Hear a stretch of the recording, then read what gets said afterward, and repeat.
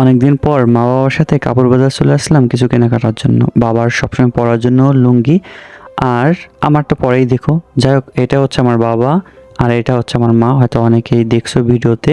তো যাই হোক, বাবার সবসময় পরার জন্য লুঙ্গি পছন্দ করলাম দুইটা, এইটা আর হচ্ছে এইটা। এই দুইটা লুঙ্গি আমার পছন্দ হইলো। সো এই দুইটা লুঙ্গি নিল হচ্ছে 850। তো পছন্দ করার পরে আমি মা বাবাকে ফ্রেম বন্দি করলাম। আর যাই হোক, এর পাশাপাশি টাকাও দেওয়া হলো। তো সেক্ষেত্রে মা আমাকে বললো, তুই তো বিয়েতে যাবি, একটা গেঞ্জি চল কিনে দিই। তো যে গেঞ্জিটা দেখতে পেলাম, আমি আয়নার সামনে দাঁড়িয়ে ট্রায়াল দিলাম। সো আয়নার সামনে দাঁড়িয়ে নিজেকে দেখলাম কেমন লাগে। সো এই গেঞ্জিটা আমার কাছেও ভালো লাগলো, মার কাছেও ভালো লাগলো। এটা হচ্ছে ব্লু লর্ডের। তো গেঞ্জিটার দাম ছিল 1390। সো সব মিলে দেখেছে যে চীনা পরিচিত ছিল, সেক্ষেত্রে 900 950 মতন পড়ছে। তো এইখান থেকে আসার পর আবার এই মামার দোকানে গেলাম আমি আর মা। এই মামার দোকানে 2 বছর এই শোরুমে ছিলাম আমি।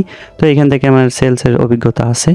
তো সেক্ষেত্রে মা এখানে আসলো, আসার স্বর্ণের দাম জিজ্ঞাসা করলো মা।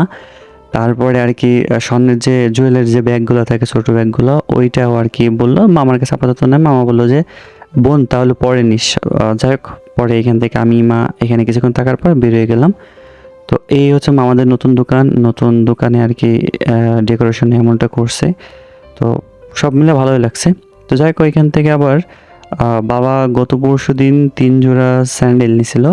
তো সেই ক্ষেত্রে মা 1 জোড়া চেঞ্জ করবে, চেঞ্জ করে বোনের জন্য একটা স্লিপার নেবে।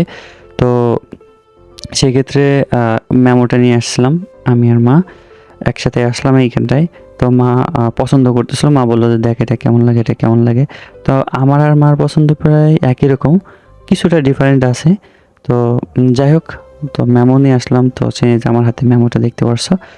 তো যেহেতু বোনের জন্য নেবে, তো সেক্ষেত্রে মারে বললাম ঠিক আছে আরও দেখো। মা আর কি দেখতেছিল, আমিও আর কি কয়েকটা দেখতেছিলাম। তো এই যে ডিসপ্লে করা আছে, এখান থেকে অতটা ভালো লাগে নাই। তো ভিতর থেকে দেখানো হয়েছে একটা, ওইখান থেকে নিয়েছিলাম। তো যাই হোক, ভিডিওটা এই পর্যন্ত।